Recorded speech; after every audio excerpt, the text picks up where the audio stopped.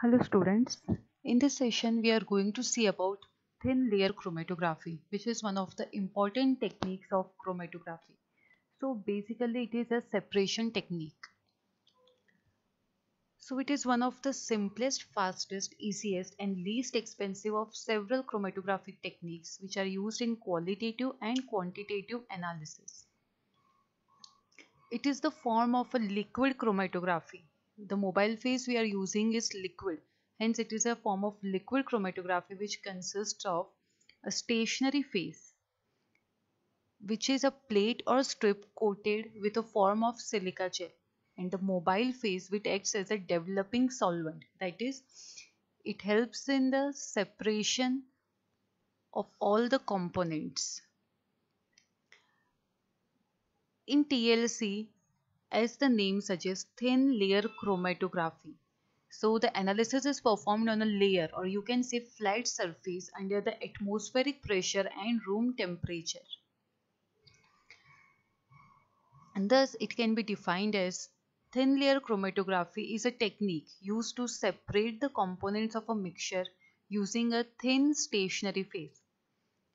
Obviously, the stationary phase should be supported by an inert support, wherein separation depends on competition between the adsorption of solute onto the solid surface and its desorption by the solvent needed to elute, that is, washing off the solutes. So here stationary phase is solid and mobile phase is liquid. What are the types of thin layer chromatography? First, based on the nature of phases, normal phase chromatography and reverse phase chromatography. So in normal phase chromatography, the mobile phase we are using is non-polar. Hence the stationary phase will be polar. In reverse phase chromatography, the mobile phase we are using is polar, for example water, and the stationary phase hence will be non-polar. Based on the purpose of use, it can be classified as analytical chromatography and preparative chromatography. So analytical chromatography is basically used to analyze the samples, quantitative or qualitative analysis. In preparative chromatography, it is used to monitor the course of reactions. So this is how thin layer chromatography can be classified. Let us now see the principle of thin layer chromatography. It is based on the principle of adsorption chromatography or partition chromatography, or combination of both depending on the adsorbent, its treatment and nature of solvents employed. So the principle can either be adsorption, that is, if the stationary phase consists of solid, then it will be adsorption because the component of the mixture will get adsorbed on the stationary phase. But suppose if the thin layer, if water or other solvent is impregnated on it, then it acts as a partition chromatography. That is, the component will get partitioned between the two liquids. That is, one is the liquid which is there on the stationary phase, and mobile phase is again liquid. So if the solute gets distributed between the liquid stationary phase and liquid mobile phase, then it is partition. And if the stationary phase we are using is purely solid, then it is adsorption chromatography. So here the components with more affinity towards the stationary phase will travel slower because they will get retained on the stationary phase, and hence they will move with less speed. And components with less affinity towards the stationary phase, they will travel faster. They will be more affinity, they will have more affinity to mobile phase, and hence they will run with the mobile phase. So basically the principle is adsorption or retention or partition, or you can say both, on the stationary phase. Then separation of the adsorbed substances by the mobile phase. Then recovery of the separated substances by a continuous flow of mobile phase, which is known as elution. And mobile phase is sometimes also known as solvent. The recovered analytes are often known as eluate. Then qualitative and quantitative analysis of the eluted substances can be performed. So let us now see the methodology. First is preparation of thin layer on plate. Okay, so we are going to take a plate and we have to prepare a thin layer of our adsorbent on the plate. So the suspension or slurry of the coating material is prepared and it is applied on the plates in one of the following ways. So first is pouring. Second is dipping. Third is spraying. And fourth is spreading. So these are the various techniques: pouring, dipping, spraying and spreading, by which the stationary phase can be prepared. So we have to make the suspension or slurry of our adsorbent material and then we have to apply it on the thin layer or a thin plate. So application can be done by one of the four methods, that is pouring. So as the name suggests, we are going to pour our slurry onto the plate. Then dipping, we are going to dip the plate into our slurry. Spraying, we are going to spray with the help of a sprayer. And spreading, we are going to spread the slurry by some means. So we will see all of them one by one. So as you can see here, pouring, you can see the slurry in the beaker and we have to simply pour. Here a glass plate is shown. It is often used in laboratory for preliminary separation when we take trials. Okay, so you can see that we have to just simply pour, but we have to keep in mind that the pouring should be done in a uniform manner. And the thickness should be uniform all over the plate.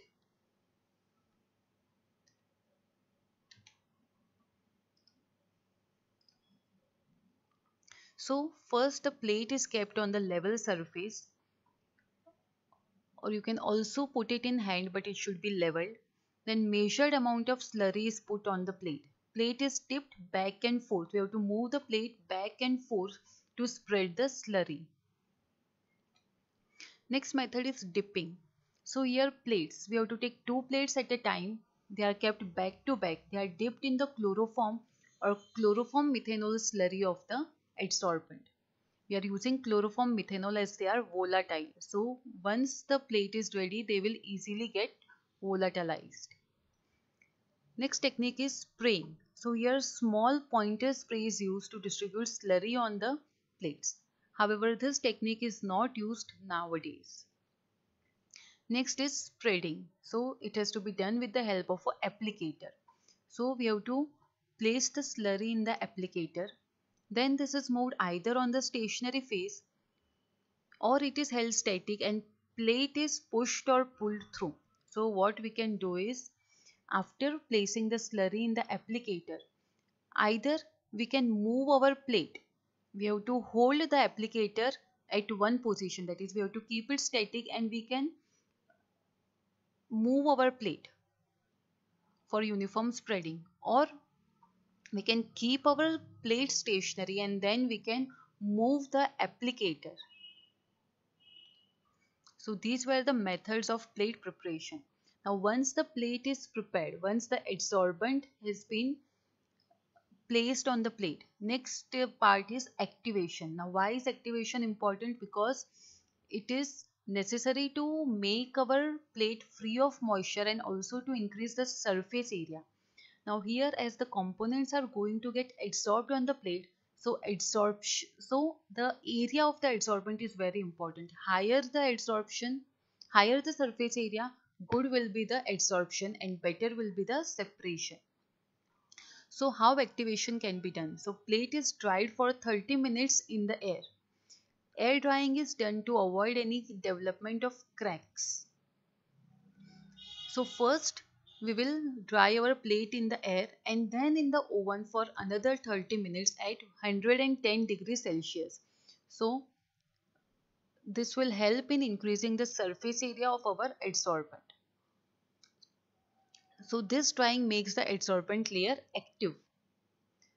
In order to obtain very active layers, silica gel and aluminum plates can be heated to 150 degrees Celsius for about 4 hours. Next is purification. Sometimes the adsorbent may contain impurities. For example, silica gel G, it contains iron as the impurity. So we need to purify it. Okay, so iron-free layer can be obtained by giving coated and air-dried plates a preliminary development with methanol and concentrated HCl. They have to be taken in the ratio 9:1 volume by volume. Plates are again dried and activated at 110 degree Celsius.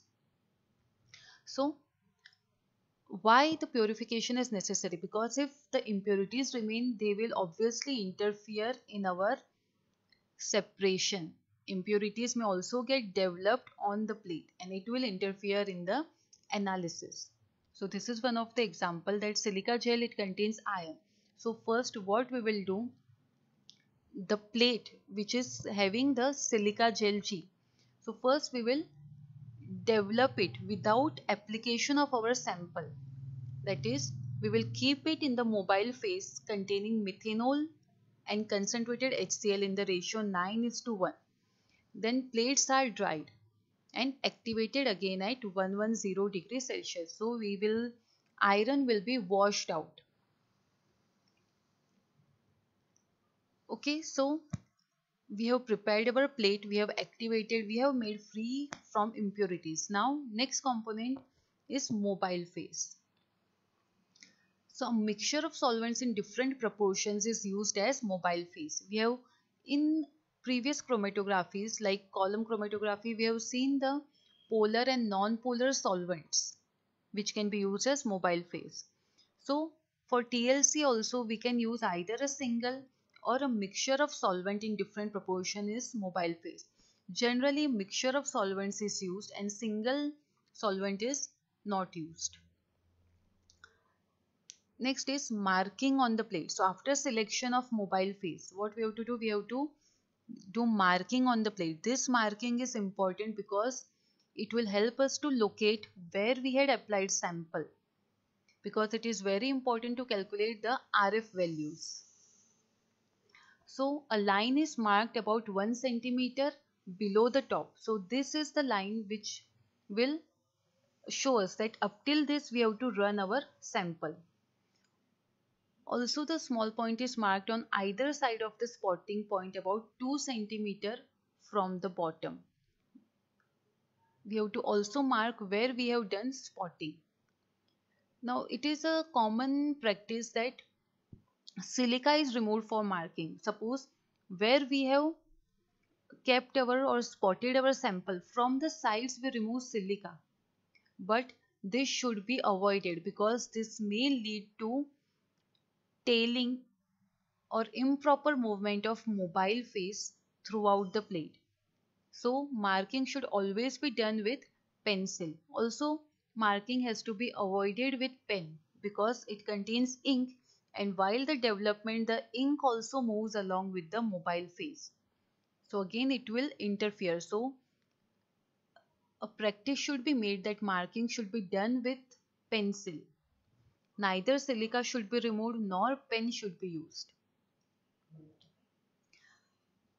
So after we have decided where to spot our sample, next is spotting. So spotting means application of the sample. So spotting can be done with the capillary or a micropipette. Micropipette, it will contain a very small hole so our sample will not spread. Else we can also use capillary. So capillary have to be prepared just as we prepare while we measure the melting point of any sample. We have to hold the capillary onto the burner and then we have to stretch it. So during stretching a very fine tip develops. Then that tip has to be opened. We can remove the slight tip so we will get a very fine hole. So that have to be dipped in our sample and then we can apply it. Our best way is to use micropipette. Through micropipette, we can spot known amount of sample. So after spotting, the solvent is evaporated from the spots before developing. Obviously, we have prepared solution of our sample. So solution has to be prepared generally in the volatile solvent so that before development we can evaporate the solvent.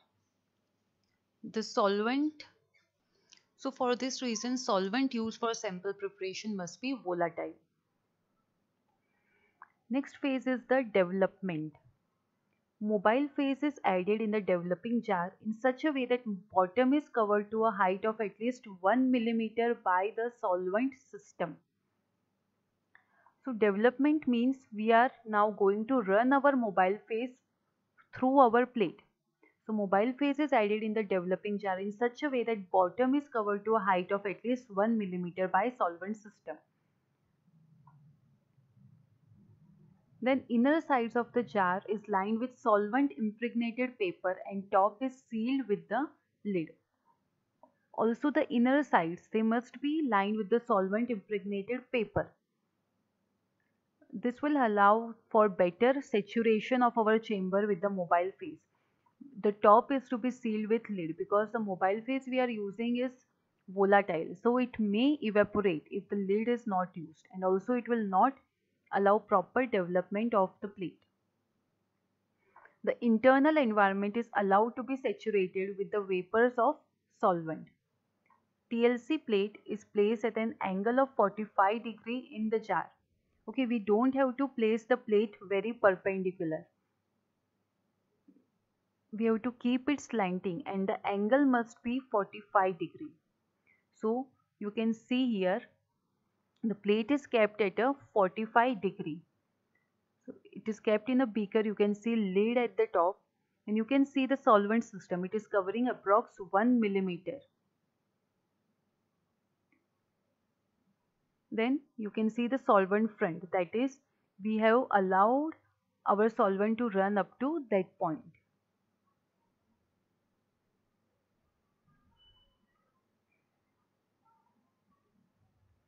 Now this is how the overall development will take place. First we have kept the spot.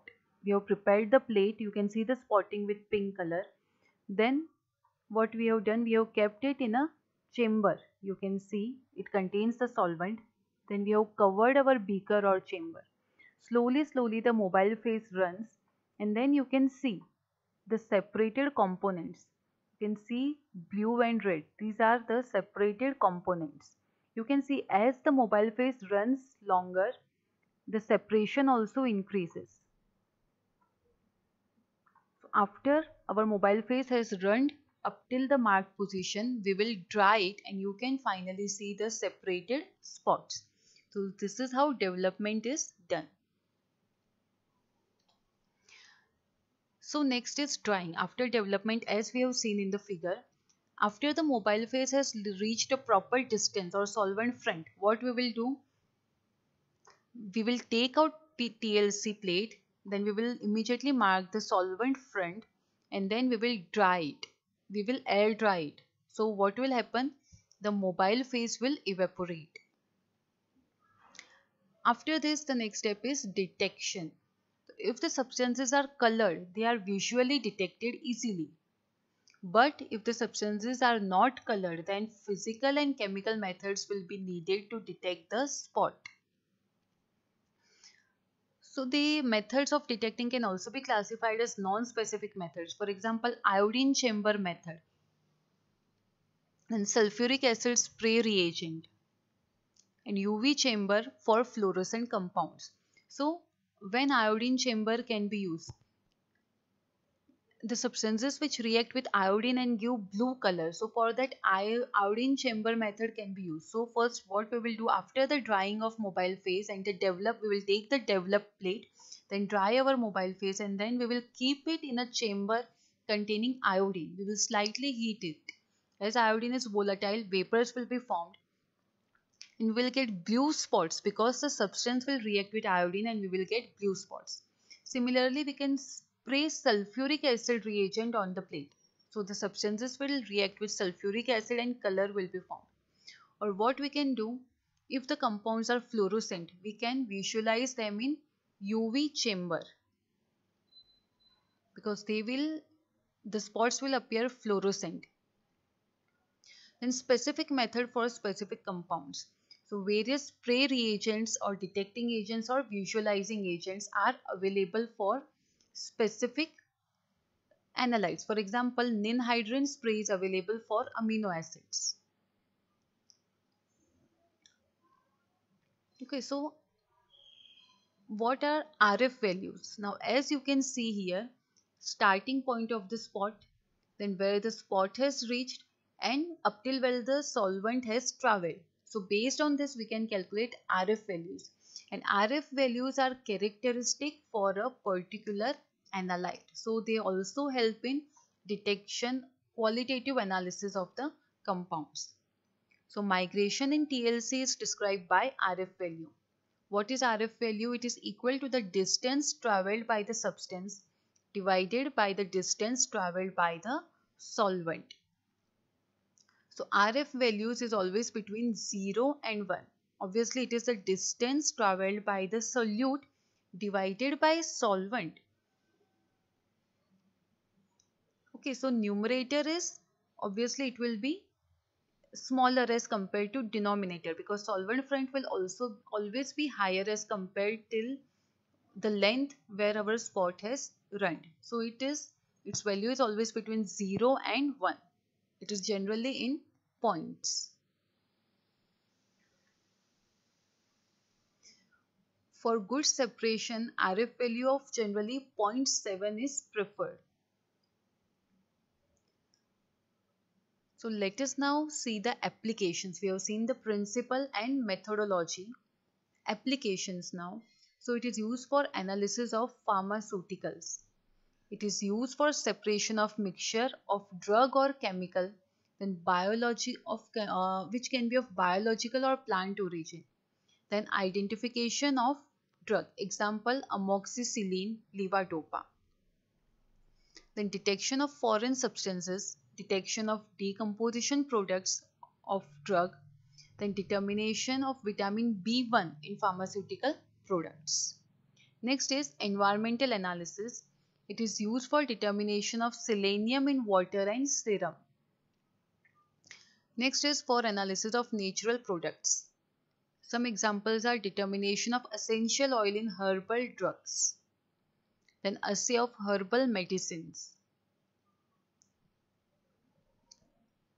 Then in food industry, isolation and identification of carotenoid pigments. Then detection of proteins and peptides that are important in cheese ripening. Identification of pesticides and toxins. So this is how they can also be used in the food industry. Also they are used for separation of carbohydrates, vitamins, lipids, proteins, etc. What are the advantages of TLC? As you have seen, it is a simple to use and inexpensive. Very high level of training is not required as the instrumentation is very simple. We have used simple beakers, plates, micropipettes, then oven, etc. So its operation is simple and it is inexpensive. There are little materials needed for TLC. Only the general apparatus which are generally available in lab are required. So once we have found the best solvent, best mobile phase, it can be applied to other techniques such as HPLC. So basically the aim of TLC is to identify the good mobile phase system for our sample. Once we have identified the best mobile phase for our sample, that in which mobile phase combination we are getting better separation, then we can transfer this technique to HPLC, that is high performance liquid chromatography, which requires a very sophisticated instrument. More than one compound can be separated on a TLC plate as long as the mobile phase is preferred for each compound. Solvents for the TLC plate can be changed easily, and it is possible to use different solvents depending on the desired results. So these are the advantages of TLC. Disadvantages: they do not have long stationary phases. The height of the stationary phase is limited. Height of the thin layer is limited, unlike column. In column we can use very long stationary phases, but in TLC this is one of the limitation. So the length of separation is limited compared to other chromatographic techniques. If the lower detection limit is needed, we have to use other chromatographic techniques. Now, it operates as an open system. So factors such as humidity, temperature, they can affect our results. They can affect our chromatogram because in many steps we are using air drying and the system is open to environment. Okay, so humidity and temperature can affect our results. Edge effect. This is one of the main limitation that occurs due to improper saturation of TLC chamber. So if the mobile phase is not allowed to saturate, then we can see the edge effect. Here you can see the edge effect. Curved solvent front. The solvent front will not run in a straight manner. In the second diagram, you can see normal solvent front, which is required or preferred. So here straight line will be there. But in edge effect, due to edge effect, we will have curved solvent front. This occurs when the proper saturation is not done, and obviously this is going to affect our RF value. Okay, because in RF value we take distance traveled or migrated by the solute divided by distance traveled by the solvent front. So this will cause ambiguity in our results. Okay, thank you students. So in this PPT we have seen a simple method, that is TLC, in a very simple manner. Thank you.